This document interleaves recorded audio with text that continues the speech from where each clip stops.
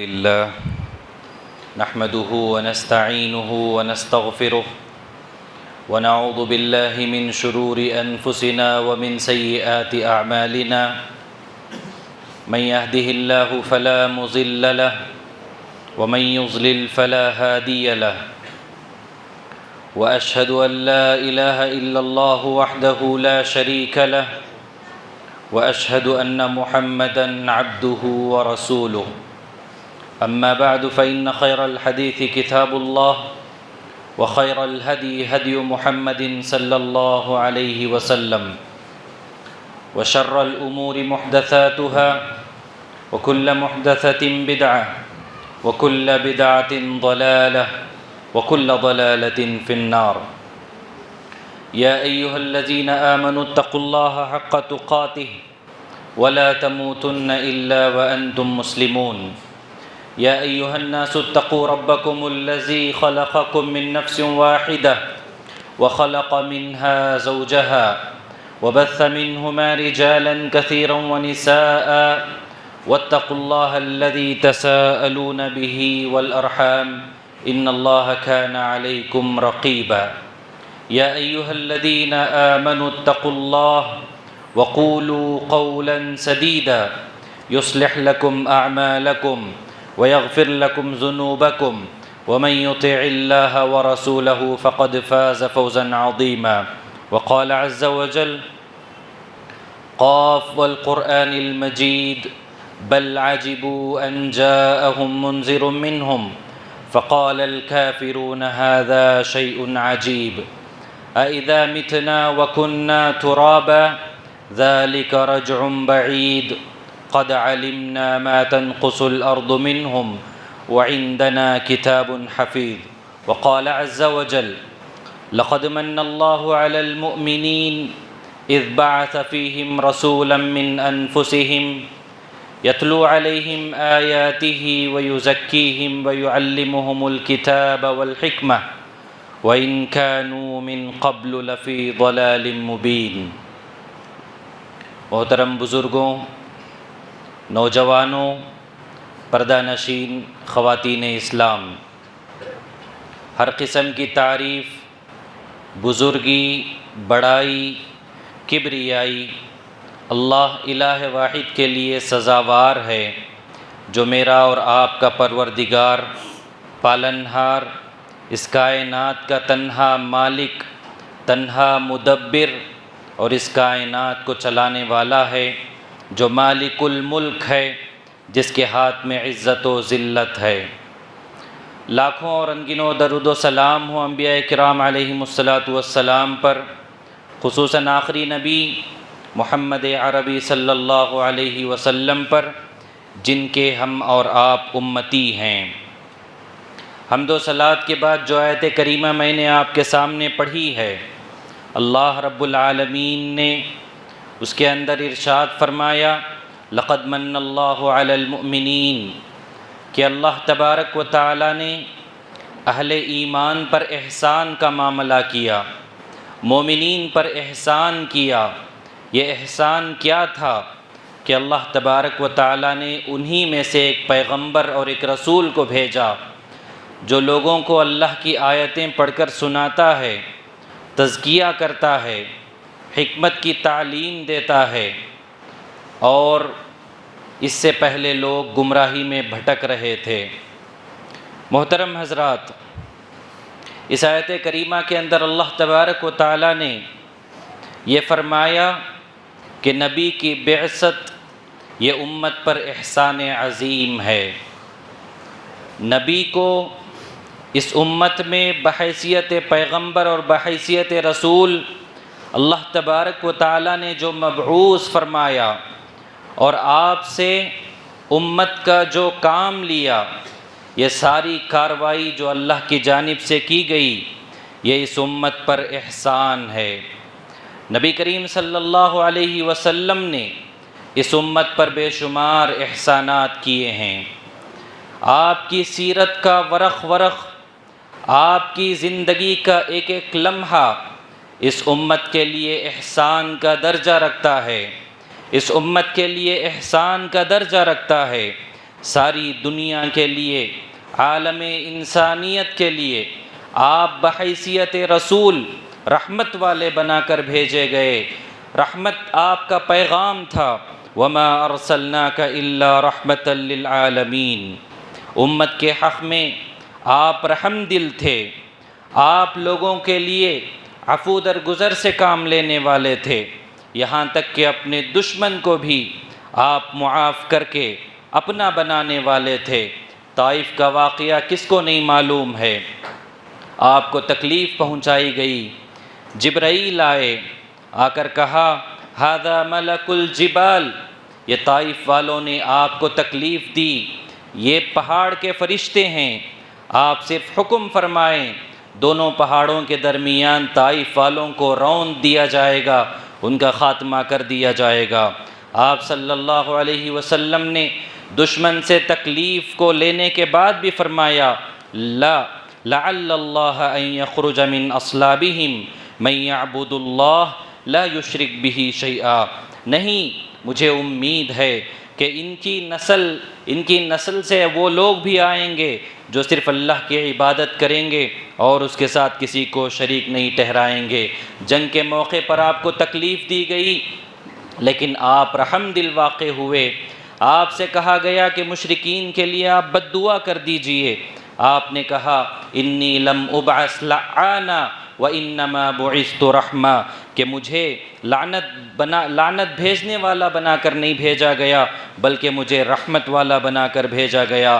رسول اکرم صلی اللہ علیہ وسلم کی ساری زندگی اور ساری آپ کی زندگی کی تاریخ اس بات پر گواہ ہے کہ آپ نے کبھی اپنی زبان سے، اپنے ہاتھ سے، اپنے اعضاء و جوارح سے کسی کو کوئی تکلیف نہیں پہنچائی، کسی کا نقصان نہیں کیا، کسی کو ضرر نہیں پہنچایا۔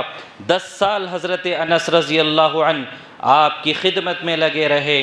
حضرت انس کا بیان ہے کہ 10 سال میں آپ کی خدمت میں لگا رہا، آپ نے کبھی مجھے اف تک نہیں کیا۔ یہ اللہ کے نبی صلی اللہ علیہ وسلم کے اخلاق کریمانہ تھے۔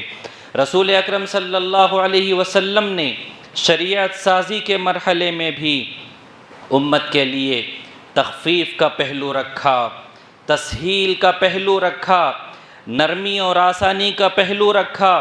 لا یکلف اللہ نفسا الا وسعها ما جعل علیکم فی الدین من حرج، دین میں کوئی حرج نہیں، دین میں کوئی زبردستی نہیں، دین میں کوئی مشقت نہیں۔ اللہ کے نبی صلی اللہ علیہ وسلم جب بھی اپنے نمائندوں کو کسی جانب بھیجتے، انہیں نصیحت کرتے ہوئے فرماتے یسروا ولا تعسروا، تم آسانیاں پیدا کرو، مشکلات نہ پیدا کرو، خوشخبریاں سناؤ، تم لوگوں کو مایوس مت کرو۔ یہ اللہ کے نبی صلی اللہ علیہ وسلم امت کے حق میں بڑے مہربان تھے۔ کسی کی بھی موت ہو جاتی اور ان پر کوئی قرضہ ہوتا، اللہ کے نبی صلی اللہ علیہ وسلم فوراً اس قرضے کو اپنے ذمے لے لیتے یا دوسروں کو دلوا دیتے، اس لیے کہ نفس المؤمن معلقۃ بدینہ حتی یقضى عنہ، کہ مومن کی جان، مومن کا نفس اس وقت تک اس کے قرض کی وجہ سے معلق رہتا ہے جب تک کہ وہ ادا نہ کر دیا جائے۔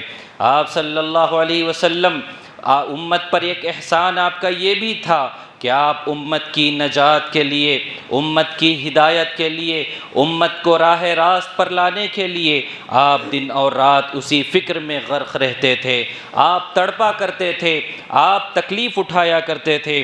آپ نے فرمایا، بخاری کی روایت ہے، انما مثلی ومثل الناس کمثل رجل استوقد نارا، میری اور لوگوں کی مثال اس شخص کی مانند ہے جس نے ایک آگ کو جلایا۔ آگ کو جلانے کی وجہ سے کیڑے اور پتنگے اس کی جانب روشنی سمجھ کر لپک رہے ہیں، ان کو نہیں معلوم کہ یہ روشنی نہیں بلکہ آگ ہے، قریب جائیں گے تو وہ جل کر خاک ہو جائیں گے۔ میں آدمی ان پتنگوں کو بچانے کی کوشش کرتا ہے، اسی طریقے سے اللہ کے نبی نے اپنی حیثیت بیان فرمائی، فَأَنَا آخِذٌ بِحُجَزِكُمْ عَنِ النَّارِ وَهُمْ يَخْتَحِمُونَ فِيهَا، کہ میں تمہیں اسی طریقے سے نار جہنم سے بچانے کی کوشش کر رہا ہوں اور تم اس میں پڑے جا رہے ہو۔ جس طریقے سے پتنگے آگ کی جانب جا کر پڑ جاتے ہیں اور ان کو بچایا جاتا ہے، اللہ کے نبی نے اپنی حیثیت بیان فرمائی کہ میں بھی تمہیں اسی طریقے سے بچانے کی کوشش کرتا ہوں۔ محترم حضرات، احادیث کی کتابوں میں کتنے مقامات پر یہ چیز موجود ہے۔ اللہ کے نبی نے فرمایا، لولا ان شق علی امتی، اگر میری امت پر یہ گرا نہ گزرتا، میری امت پر اگر یہ تکلیف کا موقع نہ ہوتا تو میں شریعت کے اندر یہ بات بیان کرتا، میں طویل نماز کا حکم دیتا، میں عشاء کو تاخیر سے پڑھنے کا حکم دیتا، میں ہر نماز میں مسواک کرنے کو فرض قرار دیتا۔ کتنے مقامات پر اللہ کے نبی صلی اللہ علیہ وسلم نے امت کا خیال کرتے ہوئے فرمایا، لولا ان شق علی امتی۔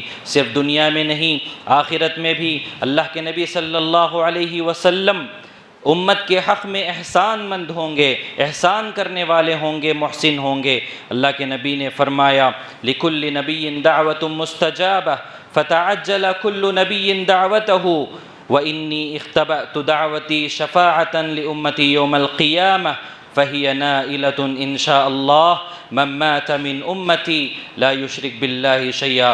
ہر نبی کو ایک دعوت مستجاب دی گئی، ایک دعوت مستجاب دی گئی جو دعا قبول کی جانے والی ہے۔ ہر نبی نے وہ دعا کر لی، لیکن میں نے اس کو آخرت کے لیے اٹھا کر رکھ دیا تاکہ میں میری امت کے حق میں اس دعا کو استعمال کرتے ہوئے امت کی سفارش کروں۔ ہر وہ شخص اس دعا کا مستحق ہو سکتا ہے جو میری امت میں سے مرے وہ اللہ کے ساتھ کسی کو شریک نہ ٹھہرائے۔ حضرت عبداللہ بن عمر بن عاص رضی اللہ عنہ کہتے ہیں، رسول اکرم صلی اللہ علیہ وسلم قرآن کریم کی تلاوت کرتے ہوئے سورہ ابراہیم کی اس آیت پر پہنچے، رب انہن اضللن کثیرا من الناس فمن تبعنی فإنہ منی ومن عصانی فإنک غفور رحیم۔ حضرت ابراہیم علیہ السلام اپنی قوم کے لیے، اپنی قوم کے حق میں اللہ تبارک و تعالیٰ سے فرما رہے ہیں کہ یہ لوگ گمراہ ہو گئے، اگر یہ میرے پیروکار ہیں تو یہ میرے ہیں، اگر انہوں نے تیری نافرمانی کی ہے تو اے اللہ تو بڑا غفور الرحیم ہے۔ حضرت عیسیٰ کی دعا پر پہنچے، ان تعذبہم فإنہم عبادک، اے اللہ اگر تو انہیں عذاب دے گا تو یہ تیرے ہی بندے ہیں، وإن تغفر لہم فإنک انت العزیز الحکیم، اور اگر تو انہیں معاف کر دے تو بڑا مہربان ہے، معاف کرنے والا ہے۔ اللہ کے نبی صلی اللہ علیہ وسلم جب حضرت ابراہیم کو دیکھا وہ اپنی امت کے لیے فکر مند ہیں، حضرت عیسیٰ کو دیکھا وہ اپنی امت کے لیے فکر مند ہیں، اللہ کے نبی فرفع یدیہ، آپ بھی اپنے ہاتھوں کو بلند کر دیے، فقال اللہم امتی امتی، اے اللہ میری امت کا کیا ہوگا، میری امت کا کیا ہوگا۔ اسی فکر میں نبی امت کی فکر کرتے ہوئے رو پڑے۔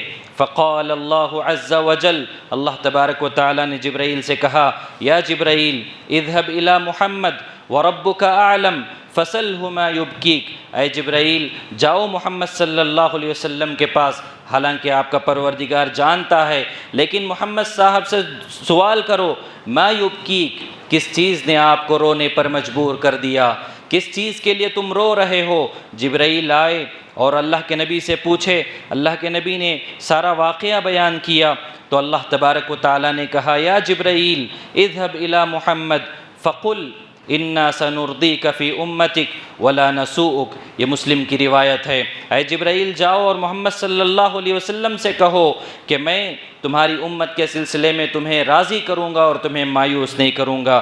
یہ اللہ کے نبی صلی اللہ علیہ وسلم کا امت پر احسان ہے۔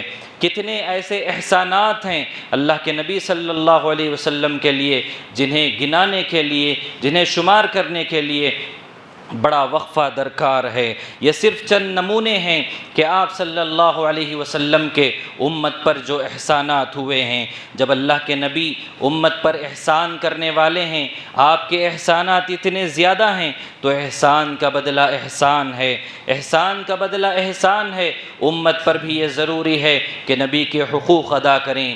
نبی کے احسان کا بدلہ چکانے کی کوشش کریں۔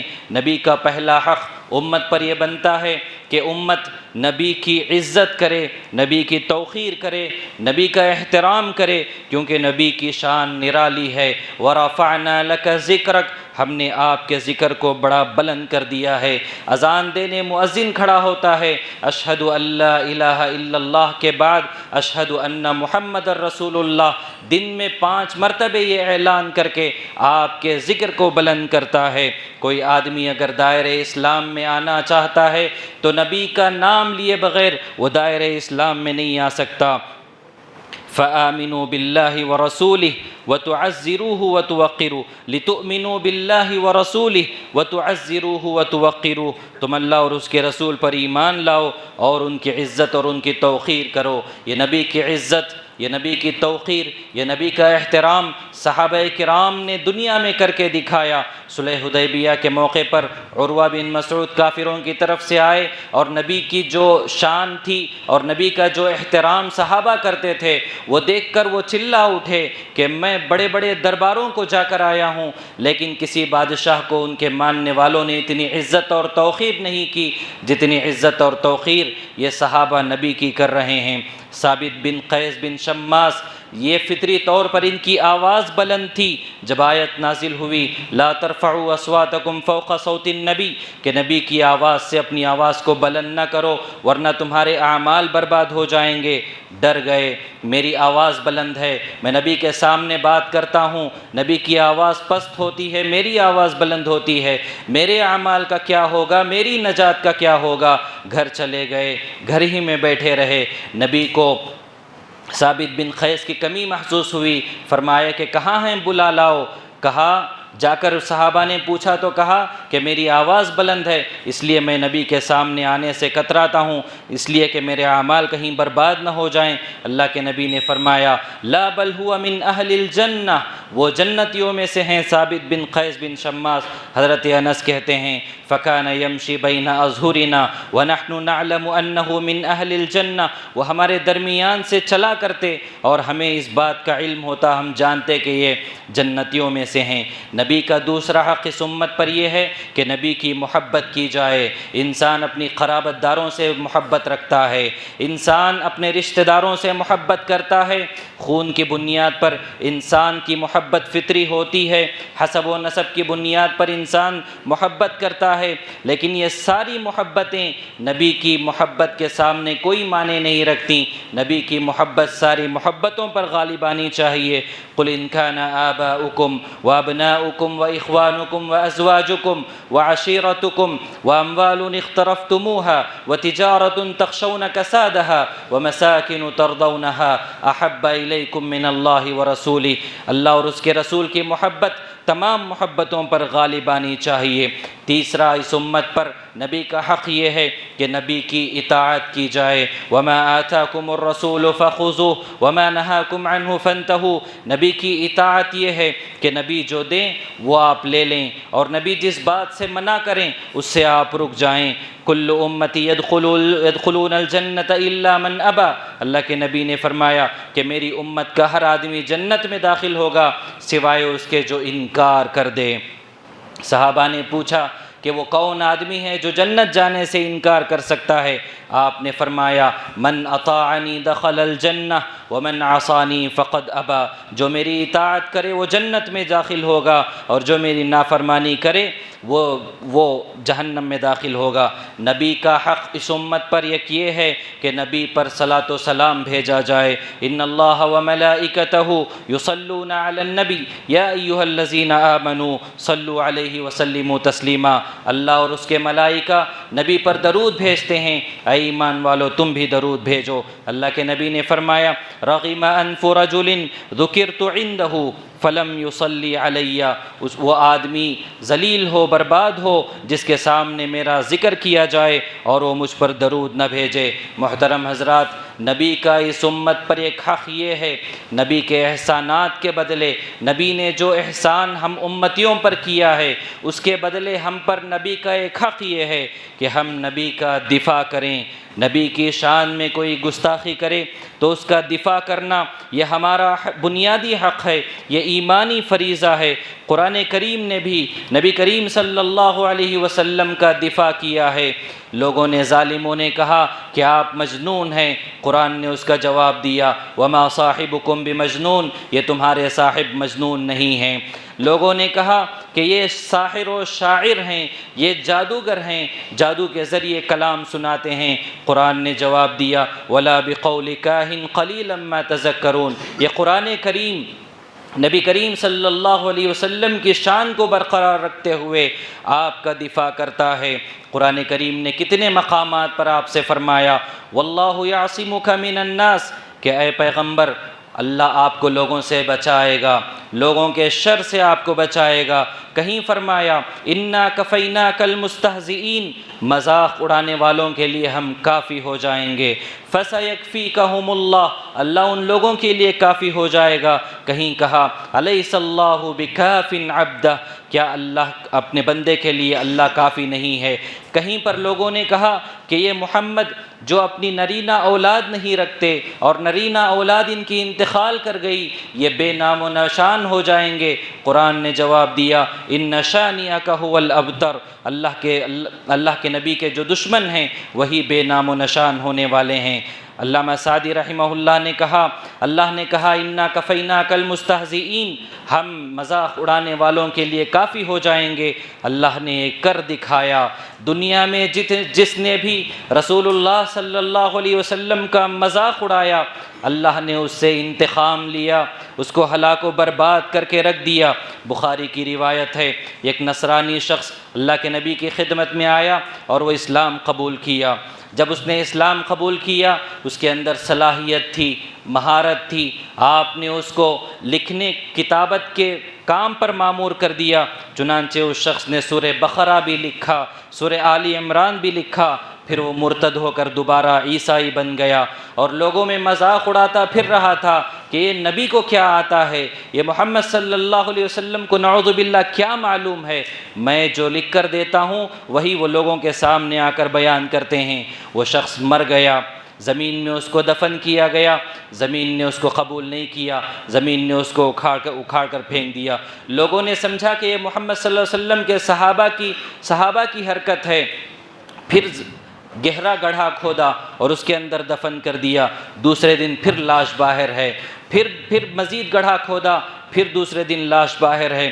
لوگ سمجھ گئے کہ اللہ اس سے انتقام لے رہا ہے، نبی کا مذاق اڑانے کی وجہ سے پھر اس کی لاش کو اٹھا کر پھینک دیا گیا۔ اللہ تبارک و تعالیٰ نے قرآن کریم میں کہا والذین یؤذون رسول اللہ لہم عذاب علیم، وہ لوگ جو اللہ کے رسول کا مذاق اڑاتے ہیں ان کے لیے عذاب علیم ہے۔ کہیں کہا ان الذین یؤذون اللہ ورسولہ، جو اللہ اور اس کے رسول کا مذاق بناتے ہیں لعنہم اللہ فی الدنیا والآخرہ، دنیا اور آخرت میں ان کے لیے لعنت ہے، ایسے لوگ ملعون ہیں، لعنت ان کا مقدر ہے۔ وَأَعَدَّ لَهُمْ عَذَابًا مُهِينًا، اور ان کے لیے آخرت میں دردناک عذاب ہے۔ محترم حضرات، خلاصہ کلام یہ ہے کہ نبی نے اس امت پر بڑے احسانات کیے ہیں، ہم پر بہت بڑے احسانات کیے ہیں۔ نبی کے احسانات کا بدلہ یہ ہے کہ ہم نبی کے حقوق کو سمجھیں اور نبی کے حقوق ادا کریں۔ نبی کے حقوق میں سے پہلا حق یہ ہے کہ ہم نبی کی عزت اور توقیر اور احترام کریں۔ دوسرا حق یہ ہے کہ ہم نبی سے محبت رکھیں اور ساری محبتوں پر نبی کی محبت کو غالب رکھیں۔ تیسرا حق یہ ہے کہ ہم نبی کی اطاعت کریں۔ چوتھا حق یہ ہے کہ ہم نبی پر صلاۃ و سلام بھیجیں۔ پانچواں حق یہ ہے کہ ہم نبی کا دفاع کریں۔ کوئی نبی کی شان میں گستاخی کرتا ہے تو ہم اس کا دفاع کریں۔ اللہ تبارک و تعالی ہمیں اس کی توفیق بخشے۔ اللہ تبارک و تعالی ہمیں ایمان پر ثابت قدم رکھے۔ اللہ تبارک و تعالی ہمارے دلوں میں نبی کی محبت پیدا کرے۔ اللہ تبارک و تعالی ہمیں نبی کا دفاع کرنے کی توفیق بخشے۔ اللہ ہمیں جب تک دنیا میں رکھے ایمان پر رکھے اور ہمارا خاتمہ ایمان پر ہو۔ آمین۔ تقبل یا رب العالمین۔ اقول قولی ھذا واستغفر اللہ لی ولکم ولسائر المسلمین واستغفروہ انہ ھو الغفور الرحیم۔